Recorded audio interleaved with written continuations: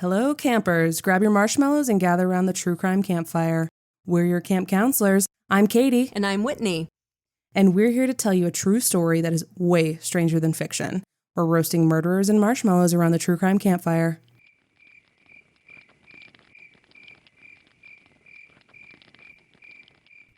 In part 1 last week, we introduced you to the strange world of Marcel Petiot, doctor, failed politician, and serial killer in wartime Paris.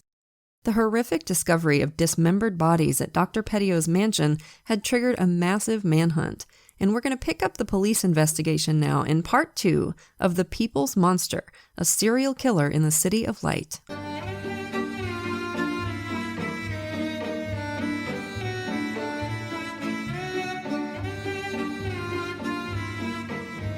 A quick note, Katie is sick today, so I'm going to be tackling this one all by myself. I'm sure we'll all miss her. So, the lead investigator of the Petiot case was Commissaire Georges-Victor Massue, a stocky, mustached dude who would often bring his 20-year-old son Bernard with him on investigations, which already sounds like the setup for one of those cozy BBC mystery series like Inspector Morse. I love those shows, oh my god. But Massue probably regretted bringing the kid along when he got to the horror scene in the basement of the property on Rue Le Sueur, which he would later describe as something from Dante's Inferno. We described the bizarre horrors of Dr. Petiot's mansion last week, and keeping that in mind, it might surprise you to hear that Massue did not immediately send officers over to Petiot's apartment to try and nab him before he could skip town. He did have his reasons for the delay, though. As it happens, Rue Le Sueur connects with the Avenue Foch, which is where the occupying Germans had a ton of their offices. In particular, right around the corner from the Petiot mansion were offices for the Gestapo and the SS. The Germans had taken over one of the buildings right across the street from Petiot, and a swastika flag flew over it. The mansion was right at the heart of Nazi Paris, and Massue had made the not unreasonable assumption that the grisly scene he'd just come upon was the work of the Gestapo. The French police in occupied Paris were in an uncomfortable position. They had no authority over the occupying Germans and were required to assist them against the, quote, attacks of the communists, terrorists, agents of the enemy, and saboteurs, as well as those who support them, Jews, Bolsheviks, Anglo-Americans.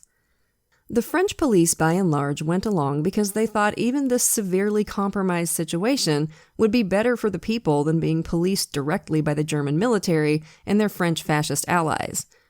For the police, poking around in Gestapo affairs was potentially dangerous and largely pointless because they had zero authority over the Germans.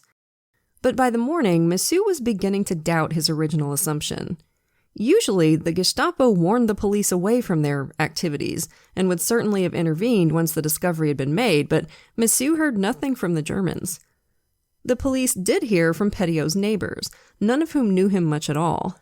But he was a familiar sight, bicycling in and out of his courtyard with a cart fixed to his bike. There were frequently pieces of art and furniture in the cart, but its contents were often covered by a tarp. Neighbors in the apartments next door claimed to have sometimes heard shouts, screams, and laughter from the mansion during the nighttime, although investigators didn't know how seriously to take these reports. None had been previously made, and the Petiot case was an immediate media sensation, which is the type of case that tends to attract a lot of weird and dubious witness statements. There were plenty of other weird discoveries in the mansion besides the gruesome body parts. In the doctor's office, investigators found a gas mask, which for the moment they assumed Petiot used to protect himself from the smell of the bodies as he carried them to the basement furnace. Ugh.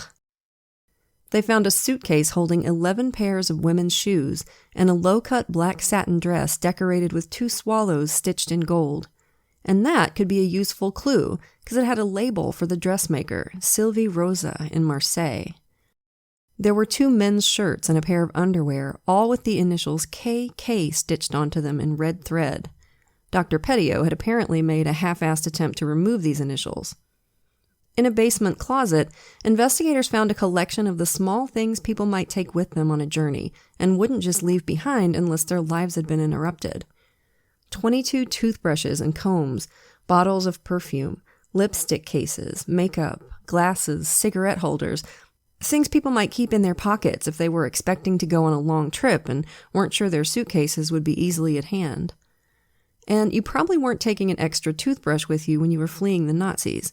22 toothbrushes probably meant 22 lives ended, at the very least. And there was certainly no dignity after death for Petiot's victims. They were cut up and tossed into the quicklime pit out in the stables, which would dehydrate the body parts and make them easier to burn. At least, most parts were thrown into the lime pit, but not quite all. Investigators found 2 jars filled with formaldehyde, in which floated 2 severed penises. German officials visited the mansion and put out an order over telegram. Arrest Petiot, dangerous madman, which, he is, obviously, but, y'all aren't familiar with the concept of irony, are ya? Also, if the Nazis are calling you a dangerous madman, you have taken a couple wrong turns. When officers went to the Petiot's second-floor apartment on Rue Caumartin, they found the doors were unlocked. Apparently, Marcel Petiot thought that a determined burglar would always find a way in, so he never locked his doors. He didn't want to have to fix them if they got kicked in, which I don't even want to start on how much there is wrong with that. This guy's brain just ain't right. Unlike the dusty mansion on Rue Le Sueur, the Petiot's apartment was neat and tidy and well stocked with things that were incredibly difficult and expensive to get hold of in wartime Paris. Imported liquor, chocolate, coffee. They also found startling amounts of both peyote and morphine. Now, peyote, apparently, was a popular party drug in Parisian nightclubs at the time, and although Native Americans have medicinal uses for it, I don't think the medicinal benefits of peyote buttons ever made it into the medical textbooks in Paris. This stash was for dealing, and the same was true of most of the morphine. Now, obviously, there are plenty of good reasons for doctors to prescribe morphine, but there was no good reason to keep this massive stockpile of it at home. As for Marcel and Georgette, the building concierge told police they'd both left the previous night and hadn't come back. Petiot was selling drugs both legally and illegally. He supposedly ran a detox program at Rue Caumartin where, in theory, he'd wean patients off morphine and heroin by prescribing progressively smaller doses. But in reality, there was no weaning, and this side of Petiot's practice was soon his busiest and most profitable. He was just a drug dealer. It also came close to landing him in serious trouble. Back in 1942, 2 of his detox patients, Jean-Marc Van Bever and Jeannette Gall, were a couple. They were arrested for getting drugs illegally in addition to their prescriptions, and investigators soon learned that Jean-Marc didn't use heroin at all. He just pretended to so he could get extra doses for Jeannette. He told them that Dr. Petiot was perfectly aware of this and went along with the ruse, and prescribed Jeannette far more than he was supposed to. All 3 of them were indicted. If Petiot was found guilty, the best he could hope for was to lose his practice. He might get jail time, too. But what do you know? A couple months before trial, Jean-Marc Van Bever vanished from the face of the earth and was no longer available to testify against Marcel Petiot. He'd left a cafe one evening to talk to a tall, clean-shaven man in his mid-40s and was never seen again. He was heard from, though. He wrote a letter to his girlfriend Jeannette, explaining why he'd made up all those terrible fake stories about Dr. Petiot. He signed this letter, to the love of his life, with his full name, Jean-Marc Van Bever. Now, I know letter writing is a dying art and everything, but can you imagine signing a message to your significant other with your full legal name? Come on, hey babe, want to get Chipotle tonight? We could watch the new episode of Love Island too if you want. Sincerely, Jonathan Michael Robinson III. We told you last week that in 1942, the Parisian authorities fished any number of body parts out of the Seine, cut up in the same way as those later found in Dr. Petiot's mansion. More than likely, some of those body parts belonged to Jean-Marc Van Bever. And right after Van Bever, Petiot was involved with the law again. He gave one of his patients, a young woman called Régine Baudet, a prescription for Sonoril, a barbiturate sleeping pill. Régine swung for the fences, and before taking the script to the pharmacy, she painted over where it said Sonoril and wrote 14 vials of heroin. Wow. Aim high, sis. You can't fault a gal for trying, I guess. The pharmacist, shockingly, was not fooled by this, and after he told the police, Régine was arrested. This wasn't her first drug offense, and she was potentially looking at some serious time. Police talked to Petiot, but he wasn't implicated in the crime or in trouble. Nevertheless, though, he bizarrely pushed himself into the middle of the case, convincing Regine's mother, Martha Kate, to pretend she was an addict herself and tell the police that Regine was just trying to help her. According to Petiot, this would help her daughter avoid a long prison sentence. To make the story convincing, he offered to make 12 harmless injections in her thigh so she'd have needle marks. Oh wow, no thank you. For some reason, Martha Kate initially agreed to this, but when she told her son and husband, they talked her out of it and told her she should report Dr. Petiot to the police. Yeah. On March 25th, she left her apartment to have a quick word with Petiot and then her daughter's lawyer. She was only intending to be gone a few minutes. She didn't take any ID and left a pot of water boiling on the stove. She was never seen again, and in the morning, her husband got a letter, apparently from her, in which she said she'd fled for the free zone to avoid interrogation. Just like with Van Bever, she'd signed this letter to her husband with her full legal name. The investigation was about as half-hearted as you might expect for an adult missing person with a drug connection, particularly when she'd apparently sent a letter explaining her absence. Police searched Petiot's apartment, where they found nothing overtly suspicious, but they did come across a drawer full of gems and jewelry. Petiot said these were gifts from clients, and police had no reason to doubt him. As they left, one of the officers apologetically told him, "Rest assured, no one is accusing you of burning her in your stove," or anything ridiculous like that. Of course, 3 years later, and that was definitely one of the potential fates of Madame Kate's body. As you might remember from the start of last week's episode, what kicked off the discovery at Petiot's mansion was a note on his door saying he was away at an address in Auxerre. Now, investigators from Paris hurried down to Auxerre to see what they could find there. If they were lucky, maybe they could even catch Marcel Petiot. Well, they found a Petiot, Marcel's younger brother Maurice, who lived in Auxerre with his family, as well as Marcel and Georgette's 15-year-old son Gerard, who went to school down there. As sometimes happens with siblings, Maurice looked like a version 2.0 of his older brother, taller and better looking, but also without Dr. Politician Marcel's success. Maurice had struggled with money throughout adulthood and had declared bankruptcy a few years previously. He and his family lived in an apartment over his electronics shop and were finally doing well enough to own several properties in the area, including the address that had been fixed to the door of Marcel's Paris mansion house. A mainstay of Maurice's electronics business was selling radios, which were hugely popular during the war so that people could listen to the BBC and get information that wasn't censored by the Germans. Maurice's shop was doing well, but well enough to support him buying multiple properties? That'd take a lot of radios.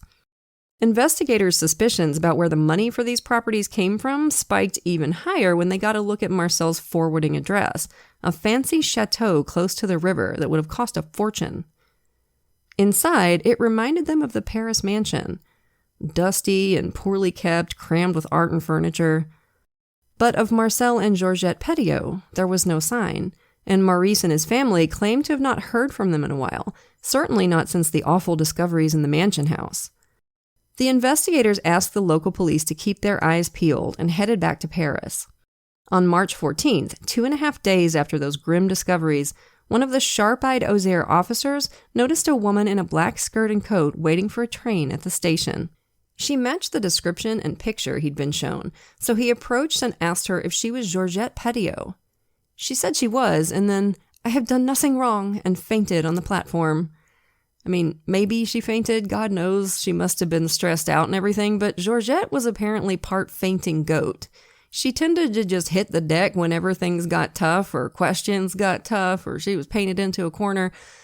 Officers carried her out to the car, and soon both she and Maurice were headed to Paris for questioning. Georgette claimed to not know anything about what had gone on at the mansion on the Rue Le Sueur, or indeed much of anything at all about what her husband did when he was out of the house. That was her one complaint in an otherwise happy marriage, that Marcel would spend so much time out of the house without telling her where he was going or what he was doing, which, for God's sake, Georgette, girl, stand up for yourself. I'd kick his ass. Going out all hours and never telling me where or why or who with, screw that, but apparently she was all right with it.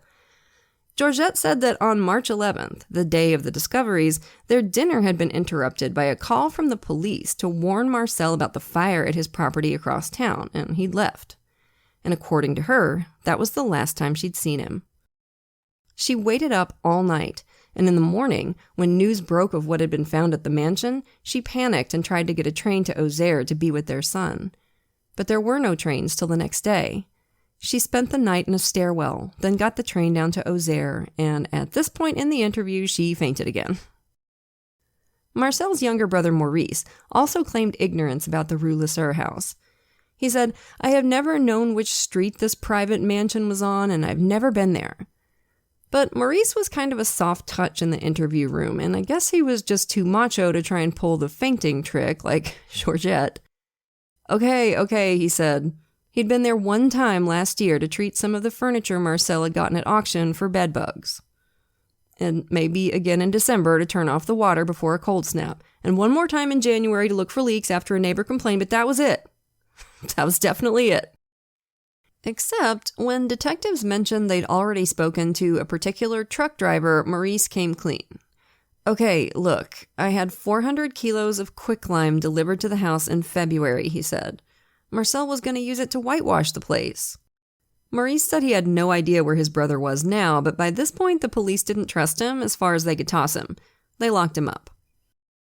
Marcel was pretty handy himself, but he'd hired professionals for his alterations to the murder house.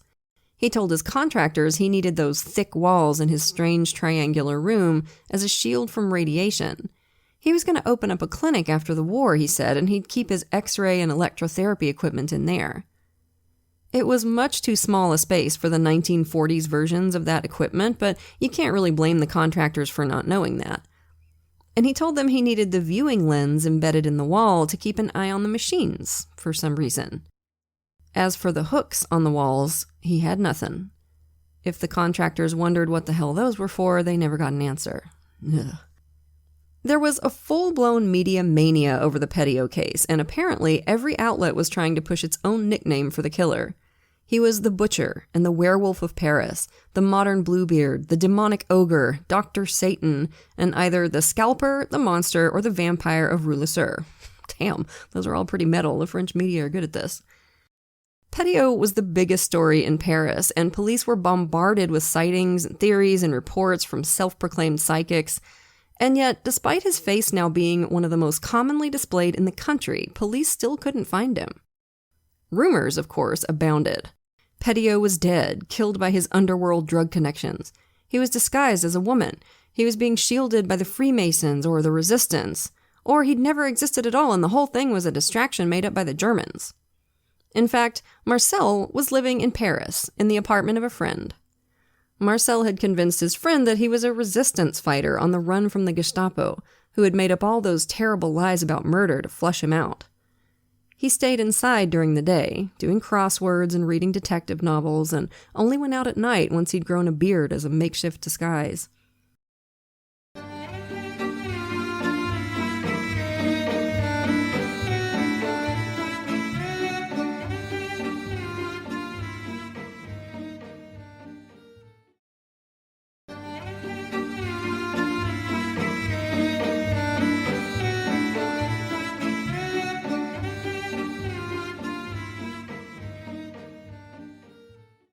For detectives, the case would only move forward when the Gestapo handed over the sizable file they had on Marcel Petiot. They had suspected him of running a group that helped Jews and Allied pilots who'd been shot down to get out of Paris, a business he operated with a former patient, hairdresser and wig maker named Raoul Fourier. Prospective clients would be sent to Raoul, who, if he was convinced they were on the up and up, would bring in his boss, Dr. Eugene. This, of course, was Marcel Petiot, who even in his aliases couldn't give up that medical degree. In fact, the Gestapo had gone as far as arresting Marcel the previous year and had imprisoned and interrogated him for 8 months. What was weird about that was that the Germans had released him at all. People they suspected of aiding the resistance had a habit of, disappearing. For Marcel, it seems to have been a combination of two things. For one, the Gestapo thought he was so crazy he couldn't possibly be leading a successful clandestine operation, and two, in addition to its greater sins, the Nazi regime was incredibly corrupt. A senior Gestapo officer called up Maurice Petiot, Marcel's brother, and said, "Hey, give me 100,000 francs and I'll let your brother go." Brother Maurice paid up, and Marcel walked free. He'd convinced the Germans he was just a minor player in the escape organization, a flunky for the real leader, a shadowy figure he knew only as Martinetti, a character who came straight from Marcel Petiot's imagination. It's like Kaiser Soze. It was right after the Gestapo file arrived on his desk that a man walked into Commissaire Massou's office and told him about the relationship between Marcel Petiot and his friend Joachim Guskinov, who we told you about at the end of last week's episode. Joachim had been a Jewish businessman who 2 years before had attempted to flee Paris with the help of Marcel Petiot and had never been seen again.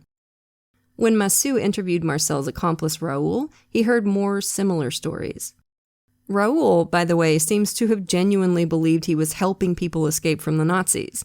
He had no idea that Marcel was actually killing these people and stealing everything they had on them. He told Massou first about Joe the Boxer, a gangster who'd worked for the infamous Henri Lafont, an SS-affiliated crime lord who was a terror of occupied Paris.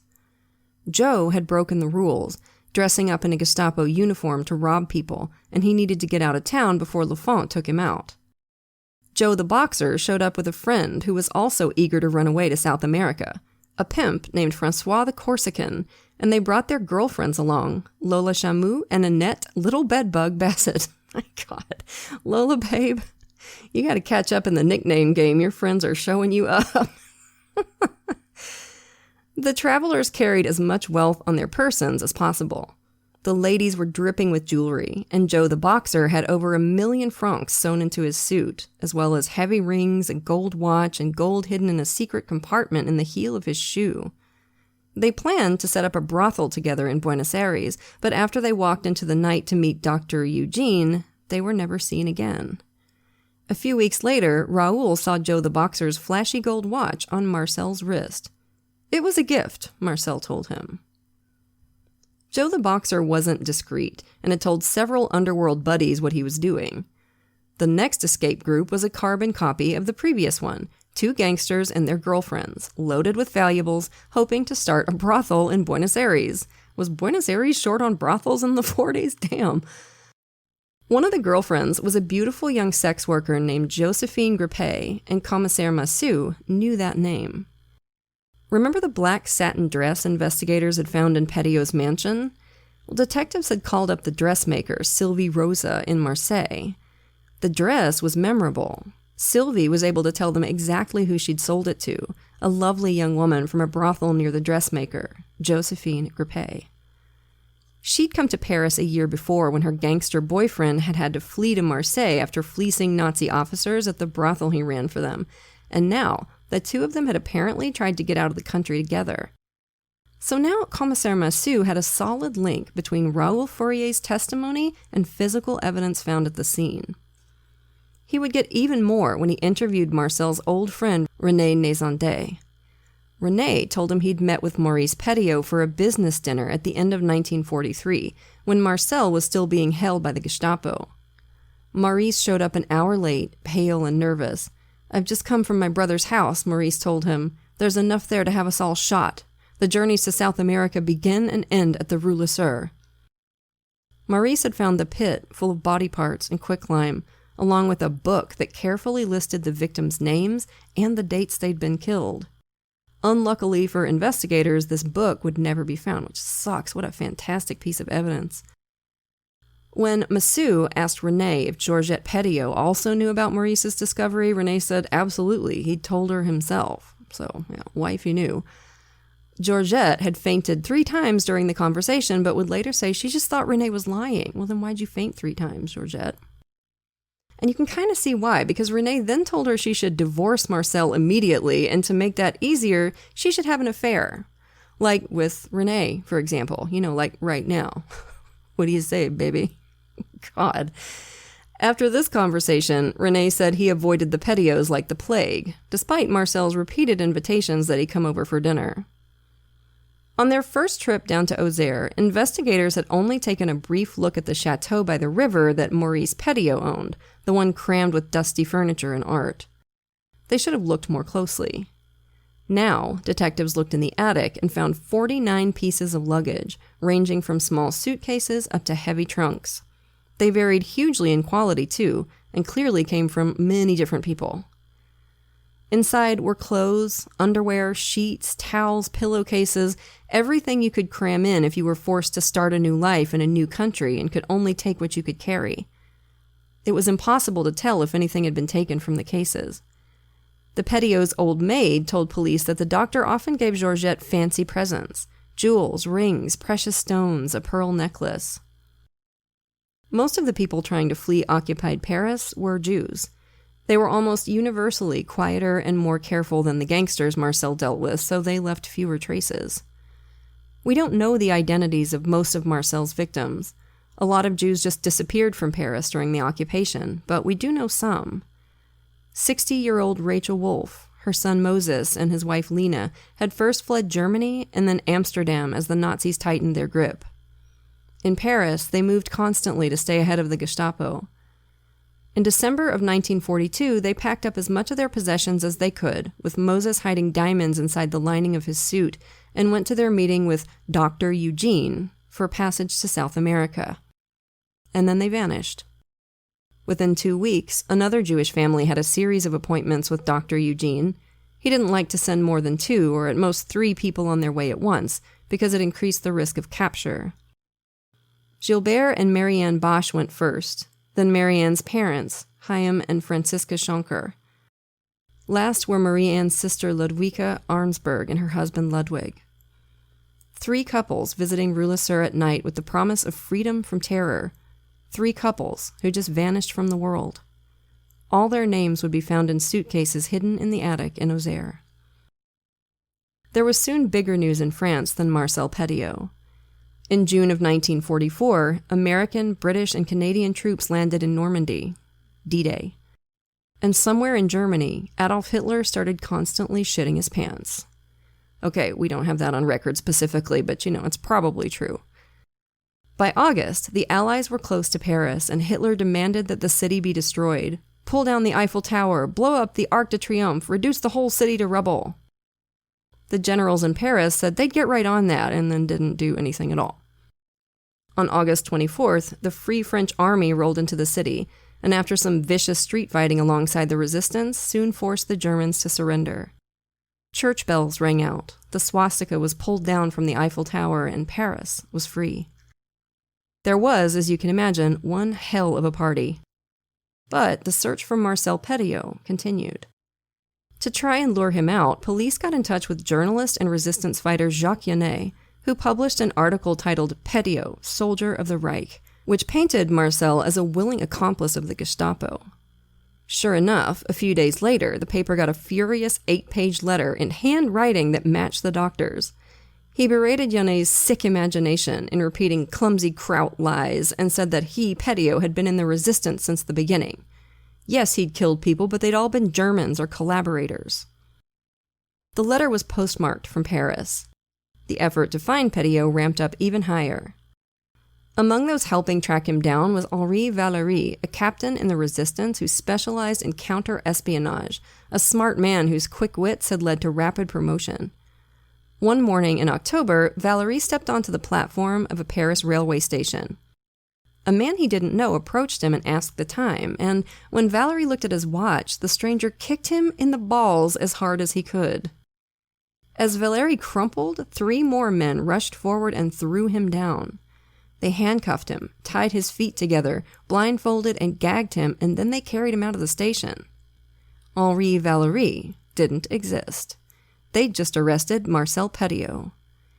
In typical risk-taking style, he'd assumed a fake identity and positioned himself right in the middle of the group pursuing his own arrest. He has a fetish for doing that. If you remember from part 1, he was the anonymous journalist who found the murder weapon in the river and brought it to the police's attention. I mean, it was him. He's got a fetish for sticking himself in the middle of the investigation despite the incredible risk of doing that. I think that's really interesting. It's very narcissistic.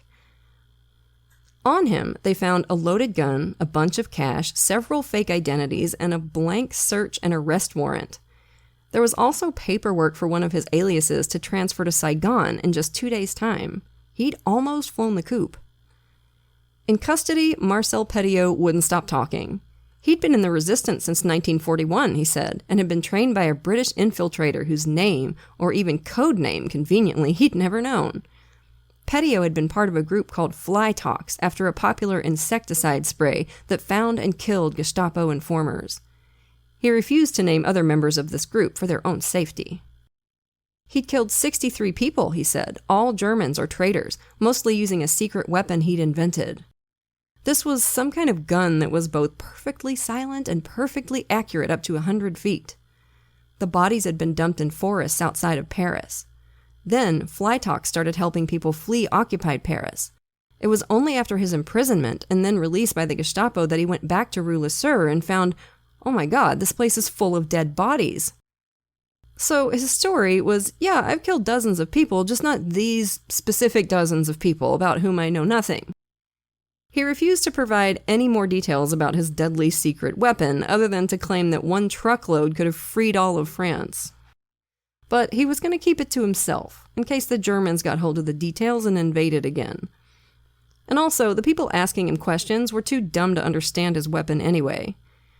He assumed the bodies had been planted at Rue Le-Sur by the Gestapo to frame him. They could turn up at any minute to arrest him. That was why he'd started the grim task of cutting them up into pieces and burning them in his basement stove. This was, of course, a whole herd's worth of bullshit. The secret weapon was one of Marcel's imaginary inventions. The Gestapo didn't need excuses to arrest anybody, and most damagingly, no one in the resistance had ever heard of Marcel Petiot.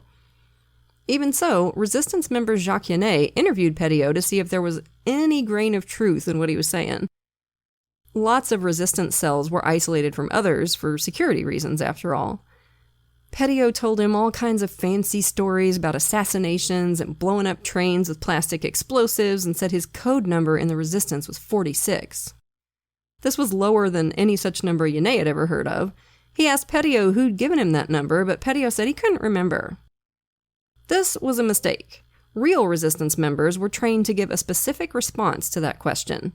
They were supposed to say, "A guy who did nothing but that." In pretrial interviews with a committee of psychiatrists to determine if he was competent to stand trial, Petiot was asked how he'd become so wealthy. He owned multiple properties and was worth what would be millions of dollars in today's money. The real answer was that he'd preyed on people carrying as much of their wealth as they could possibly carry. Petiot's answer was that his medical practice did really well, and he and Georgette were frugal, and also he made a fortune selling antiques he found at auction. Just like the last time Marcel Petiot had stood before a committee of psychiatrists, they found him to be amoral but not legally insane. He was certainly competent to stand trial. Jacques Yannet also submitted a report in which he said Marcel Petiot clearly had nothing to do with the resistance. In March of 1946, Marcel Petiot's trial began for the murder of 27 identified people. Petiot still claimed he'd killed 63 people, all Germans and traitors. Forensic scientist Albert Paul, who conducted the autopsies on the many body parts recovered, estimated there might have been as many as 150 victims. Wow. Marcel was the only person charged. Now, I'm not going to claim any expertise on the French judicial system of the 40s, but it's an inquisitorial system rather than the adversarial system we've got here in the US. So lots of people got to ask Petiot questions during the trial, and he got to show off his wit. It was a circus that often threatened to careen out of control, with lots of the people watching either laughing or applauding when they thought Petiot scored a hit. He firmly stuck to his story of being a patriotic resistance fighter, and I guess it's kind of a human constant that some people will believe the most ridiculous lies as long as they're delivered with enough panache. But Petiot stumbled badly after a long story about blowing up trains with plastic explosives. One of the attorneys, who also happened to have been in the resistance, asked him a simple question. What are plastic explosives? Petiot blushed and stammered. He clearly didn't know. How do you carry, prime, and detonate plastic explosives? Petiot didn't know that either. The attorney kept at him until Petiot burst out, "You defender of Jews and traitors!" Boos and hisses replaced the laughter and applause. On April 4th, the jury found Marcel Petiot guilty of 26 counts of murder. There was only one conceivable sentence: death by guillotine. This is France, after all. As he was led out of the courtroom by guards, Petiot whirled around and yelled at no one in particular, "I must be avenged!"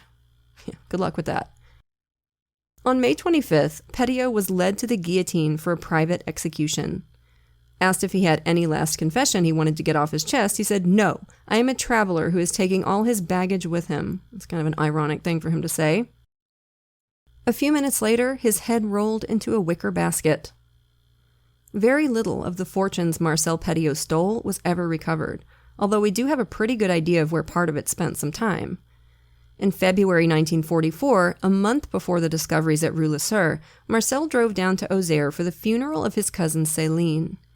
He volunteered to stand vigil all night with the casket and brought 2 heavy suitcases in with him. The pallbearers couldn't help but notice that the coffin holding Céline, a very slight woman, was surprisingly heavy. After Marcel's crimes hit the news, one of the people who'd been at the funeral thought what I'm pretty sure all of y'all are thinking. He buried some of the loot with the body. One night, this enterprising chap took a shovel and a pickaxe to the graveyard in hopes of striking it rich. But after he dug down to the coffin, he found it was empty. As in, completely empty. No buried treasure and no body either. This particular grave had already been robbed. Petiot never explained how exactly he killed his victims. It seems likely he injected them with either peyote or morphine to make them pliable, probably under the guise of vaccinations, and then moved them into the triangular room where he either tied or chained them to the hooks in the wall so they couldn't break free. And then either another lethal injection, or maybe the release of poison gas, which would explain why he'd installed a viewer to let him see into the sealed room. It showed him a close-up image of his victim's face, so he could tell when they were dead. And given the effort he put into constructing this chamber, you have to believe he got pleasure from watching them die, too. Marcel Petiot is a hard killer to pin down. He profited hugely from the majority of his crimes, and others were mainly to remove an inconvenience or difficulty in his life. But was that all it was, just cold, completely amoral self-interest? I mean, this guy was about as far from a robotic killer as you can get. He was emotional, temperamental, he enjoyed taking risks. He wasn't the kind of person to commit so much of his life to any activity at all unless he got something out of it emotionally, unless he enjoyed it. I can't think of many people we've covered that better represent what Sir Terry Pratchett wrote in one of his books. He called it the first and most fundamental crime, treating people as things. What a walk-in nightmare. So that was a wild one, right, campers? You know we'll have another one for you next week. But for now, lock your doors, light your lights, and stay safe until we get together again around the True Crime Campfire. Everybody wish Katie a speedy recovery so she can come back next week. And as always, we want to send a grateful shout out to a few of our lovely patrons. Thank you so much to Sadie, Jill, Brianna, Anna, Tabitha, Shells SJ, Kimberly, Christy, and Wyatt. We appreciate y'all to the moon and back. And if you're not yet a patron, you are missing out. Patrons of our show get every episode ad-free, at least a day early, sometimes even 2, plus tons of extra content, like patrons-only episodes and hilarious post-show discussions. And once you hit the $5 and up categories, you get even more cool stuff. A free sticker at $5, a rad enamel pin or fridge magnet while supplies last at $10, virtual events with Katie and me, and we're always looking for new stuff to do for you. So if you can, come join us at patreon.com/truecrimecampfire. For great TCC merch, visit the True Crime Campfire store at spreadshirt.com. Check out our website at truecrimecampfirepod.com and leave us a review if you like what we're doing.